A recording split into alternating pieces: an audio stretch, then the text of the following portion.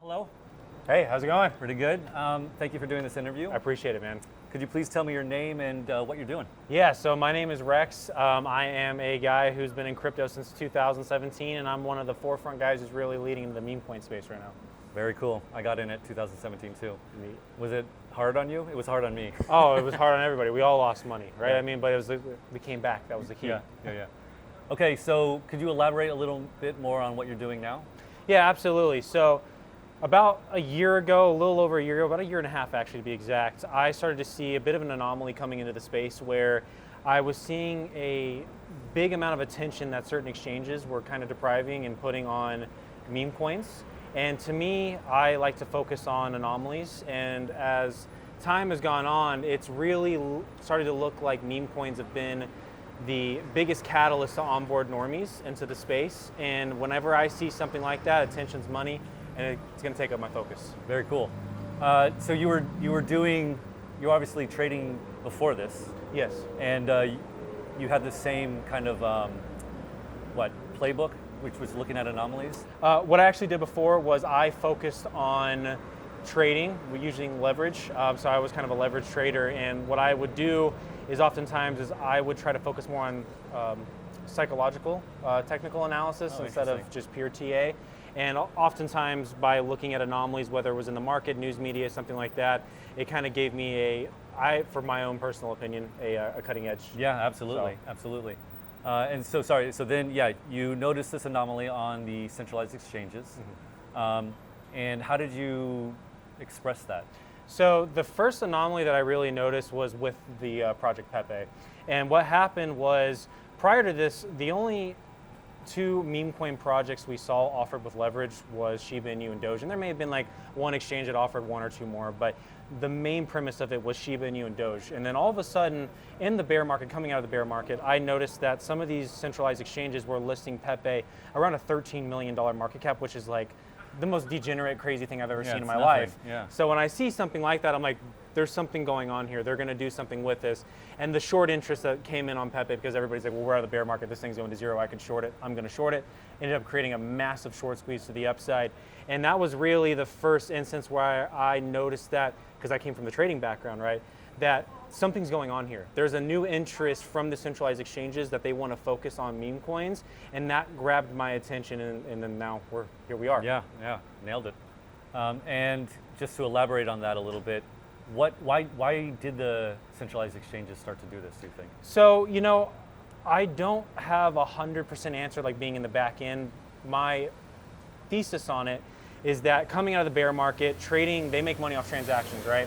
So when transactions are down, their money supply is down. So they needed a reason on getting people re-involved. And they know that meme coins, especially like from Dogecoin, the previous cycle, Shiba Inu, there's a great amount of trading and transactions that are based off that. So I think they actually took a risk on something that ended up playing heavily in their favor at the end of the day. Very interesting. And that's why I think, not to say that they had to do it to save their business, but probably came down to the fact that they needed to make some money, and this just made sense. Right. Was it Binance who led the way here, or Bybit? I would actually say it was probably the smaller exchanges. Okay. I think the first one notably was actually Mexi Global that I saw end up doing it, and then there were some other ones right around that time, and then eventually it led its way up to Binance. Right. And for a lot of people at this time, you're talking about meme coins were, as you said, around Doge and Shiba Inu, but they weren't nearly what they are today, as accepted as they are today. Did you have any reservations about putting trades on with meme coins? No, I think it became easier for me because the game of memes have really changed now. Before it was just like, it could just be the most random thing, it doesn't matter, it's attention, we're gonna go ahead and buy it. Now we're seeing them evolve to the point where the speculation is the utility, as we've kind of said. And with the speculation being the utility, they're now getting more creative on the way that people go about crafting these meme coins, on how they relate to their native chain or the type of event that they're based on, for example. And this has kind of made it almost easier, that I would say, because before, the game of memes, like almost nobody other than the original believers of Dogecoin would have guessed that Elon Musk would have gotten involved, all these individuals got involved, and it just went skyrocketing. Now the difference is when I focus on the speculation and the utility of, let's say like Brett with base chain, for example, That's very obvious to me. Why? Because Base Chain is powered by Coinbase, powered by BlackRock, and also is in a segment where it got extreme room to grow, and we know that they're going to use meme coins to onboard the masses, because now with not needing a utility anymore, you don't need to understand blockchain technology. You don't even really need to know what any of this stuff does, because memes are universal. So for me, there's been no reservations, because now it's almost like I can try to use some of these strategies to predict what's going to do what. Even at the very first time you started to get in this, there was no reservations? No, not at the very first that's point. what I'm talking about. Okay, So yeah. When you were looking at, like, I guess Pepe, or I don't know, the first big one you got in, I would have been like, because because you were so ahead of the curve, I would have been like, oh God, is this really? The biggest, I mean, we already know in life. I mean, when you do anything in life, you got to take a chance, right? Of course. So for me, around that Pepe era, there was like a couple meme coins that I talked about, and all of them were kind of, actually, now that I'm thinking about it, I mean, was I a little bit more not as confident as I am now? Right. 100%. Okay. But every single meme that I actually got involved with, even during that time, they all had theses, they all had speculation. They made sense on why I was actually getting involved in them, and the confidence just continued to build from there. Cool. Yeah, so I heard you talk about this idea of a thesis downstairs Yes. at this event, which is very good, by the way. Could you tell me a little bit more about this notion of a meme coin thesis? Yes, so a meme coin thesis can come in many different ways. One way is that I like is off their native chain, for example. So if we look at the Boys Club meta overall, you take Brett on Base Chain. So when you look at Brett on Base Chain, you know kind of what I just said a second ago, that Base has probably got the most room to grow of any layer 2. So that alone, being the #1 meme coin on a ever-growing chain, is going to create a lot of opportunity. Now we go to Landwolf on something like Solana. We know that that's got a great thesis simply due to the fact that VCs and big money in general is just looking at meme coins in a way that they never have before. So how do big money get involved into something that they can't necessarily just buy because of the massive amounts of money they move into like illiquid meme coins? Well, you create an ETF off of something like Solana, and now they can come in and try to get 3 to a 5x on their money, and they can take advantage of the meme coin craze. And you see how that kind of creates a thesis where it's like, okay, Solana's super bullish because these individuals are going to come in and they're going to try to make money off what we're doing with our gambling within meme coins. So then that means these top memes that are relative to each other, they could do massive numbers to the upside. So you basically think every major chain will have like an ecosystem of meme coins? Yeah, absolutely. I think as long as they have the ability to be easy to onboard people, then there's no reason that they shouldn't. I think that you're going to see a lot of these chains start to focus on their relative meme coins a lot more. Yeah, I heard you say that. Was very fascinating. Because this is their way of being able to onboard the masses. Yeah. Because before they couldn't figure it out, it was, and I'm sure you're in a great position where everybody probably asks you about crypto, right? Yeah. And you got family members, friends, whatever, and you dumb down what blockchain technology is at the most simple level where you're like, how are you not getting this? Yeah. But they still don't get it. Of course not. Right? Yeah. But everybody understands a meme. Yeah. So when you can actually make a speculatory event or a subject in general a way for people to actually put money on and capitalize on that, people are going to come, they're going to flock to it like they never have before. Very cool. I also thought something you said downstairs was very interesting. I hadn't heard it before, but this idea that meme coins help with liquidity. For, you were talking about L2s. Yes. And you were talking about how Base before Brett was very difficult to get in and out of because there really wasn't anything to do on chain, and then because there's nothing to do, there's not a lot of liquidity, and this is kind of a downward spiral. But then once Brett came around, transactions increased, more money entered the system. Exactly. I thought that was very, very interesting. So you said that also that blockchain ecosystems or like L2s that don't focus on meme coins are going to be missing out a lot? I personally think so, because we're at such a pivotal point in cryptocurrency that we're right on the cliff of the masses really coming in and just being pre-staged before that.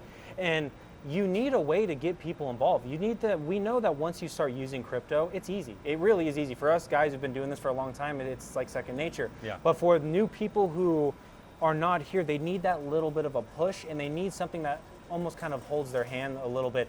And going back to like the first thing you were saying, what we were talking about downstairs, Brett really gave birth to Base Chain because transactions are king. So if you have something where a lot of people are starting to do transactions, the other players in the industry, they want to come and they want to make money. So they see something like bread as this massive opportunity because all these transactions are being done to it. It's growing, it's so popular. They're going to now invest their own money to influx the ecosystem and make it to where people can then continue to do that. We now have the tools to basically transact on the blockchain a lot easier. Yeah. Another thing you were saying that, again, I am a terrible trader and I confess to not understand meme coins very much, so this has been helpful to hear. But for me, it was a little counterintuitive to hear that meme coins from kind of the same IP or the same idea are actually they actually amplify each other instead of take away from each other, right? Because you have Bread on Base, you have Pepe on Ethereum, and Wolf on Solana. My notion before hearing that was that these would kind of take away market share from each other, but obviously that's not the case. Yeah, I think so. It's very specific to the meta that you're looking at, for example. So the Boys Club meta is, it is an anomaly, right? As I said, I like to focus on anomalies, and the reason why it's an anomaly is because it's the first time that you're seeing multiple meme coins that are from the same exact novel, for example, or universe, whatever you want to call it, and they're going to billion-dollar market caps. That's never happened before, ever, in crypto. Surprised me, yeah. Exactly. So when people start to see that, I feel that if they were all on the same chain, let's say they were all on Ethereum, for example, then I think you're going to really run into an issue like that. Well, that was my problem. That's what I was thinking. Exactly. So. But now that you're seeing the success where Pepe's on ETH, Brett's on Base Chain, Landwolf's on Solana, they don't really have to work against each other. Yeah. And it really kind of makes a nice unison type thing where people are like, well, I'm going to diversify in Pepe. I'm going to have a little bit of Brett. I'm going to have a little bit of Landwolf. And it just makes it a little bit easier that way. Yeah, I understand. Cool. Now, let's talk. I'm going to put on my skeptics hat. Yeah. So a lot of people, I've heard on Twitter, especially like OG people, say that meme coins are more extractive, net. Yeah. As in, obviously, if you're in the space and you know it really well, you can profit. 100%. But overall, it's extractive. What do you say to that kind of thing? 99% of meme coins are extractive. They are. That is 100% what they are. They're the easiest things for individuals to get together and actually try to take that liquidity from retail investors. And that's why, if I were to give like one tip of advice to people who want to get involved with meme coins, stop chasing the 1,000Xs, stop chasing the 100Xs. At the end of the day, find these brands or these meme coins that are actually trying to build something respectively long term into the industry, and you will have a solid chance to possibly 10, 20x your money at the end of the day.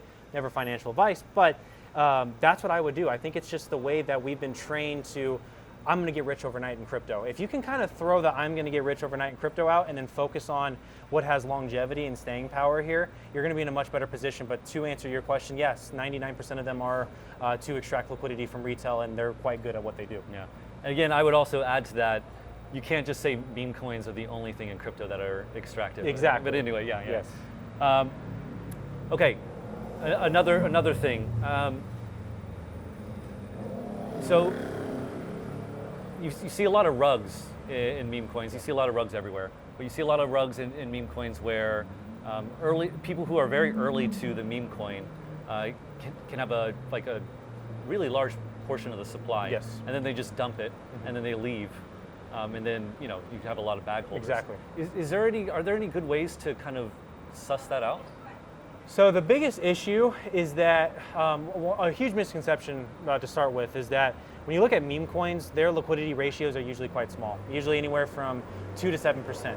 So even though a dev team may have, let's say, 80, 90% of the supply, they don't need 80 to 90% to ruin your day. Course, all they right. need is Yeah, a much smaller portion, and they can go ahead and they can sell that down.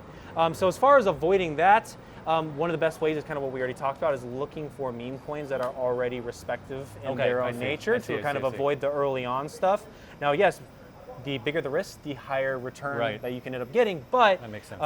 If you end up chasing these things that end up being blatant rugs, then yeah, you're probably not going to have a good time with your experience doing this. So yeah, cool. All right, last question. Have you heard of the phrase financial nihilism? I have not. Okay, so financial nihilism is basically this idea. It kind of started with the Wall Street Bets, GMA run up and all this, which is basically young people. They feel like the world is in a bad place. I was going to say something else, a different word, but they feel like the world's in a bad place, and that it's like 100x or nothing, 100x or bust, and that like looking for a value in a stock or a crypto project is not the way to make it in the world, and thus it explains things like GameStop and Memecoins, as in just people who have just abandoned the idea that you can build long-term value for anything like that.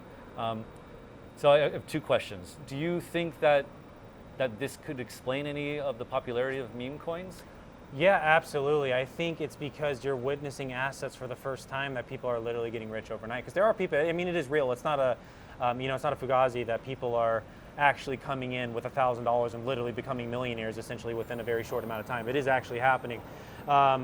And yeah, I do think it is a more of a cultural significance. I mean, right now, the fastest growing industry of the previous 2 years has been online gambling, and people don't even realize that. That's right, that's right. So imagine a culture that's being built around online gambling, and then you provide this industry or part of crypto, they're going to come, right? Yeah, I agree.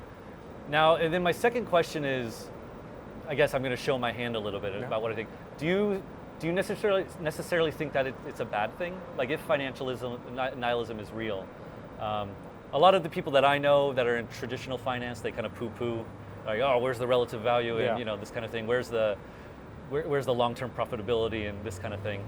And so they see it as kind of a degradation or a degeneration of investing. I personally don't think it's quite that severe, but I don't know if you have. No, I don't think it's that severe at all, and I actually think this is going to give birth to a new era of opportunities that we didn't have before. I mean, a lot of those traditional financial markets, and it's easy for a lot of those guys to say because they're already in very successful positions, they control the market anyway, so of course, to them it's maybe more of a threatening thing. But for the everyday individual, I think crypto is going to birth some of the greatest, and it already has, obviously, but continue to birth some of the greatest opportunities for these young people to get involved if they're willing to put the time in and put the energy. I mean, investing at the end of the day is figuring out your own personal psychology. We can all literally follow Warren Buffett to a T what he does. The chances of you being like Warren Buffett are unlikely. So what's the difference? It's that the fact that Warren Buffett has figured out his psychology and the way his investing style works. He's put the work in, obviously. And for his time. His time. Exactly.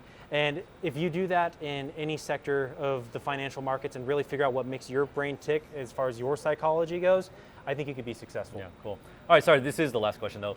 So you're part of Landwolf in Solana. Is this? Yeah, so I'm a community leader over at Landwolf on Solana. It's one of the projects that I feel very greatly about just because it's part of this Boys Club meta. Okay. Oh, so you are right. Very cool. All right. Well, thank you very much. I appreciate it, Rex. Appreciate you. Thank you.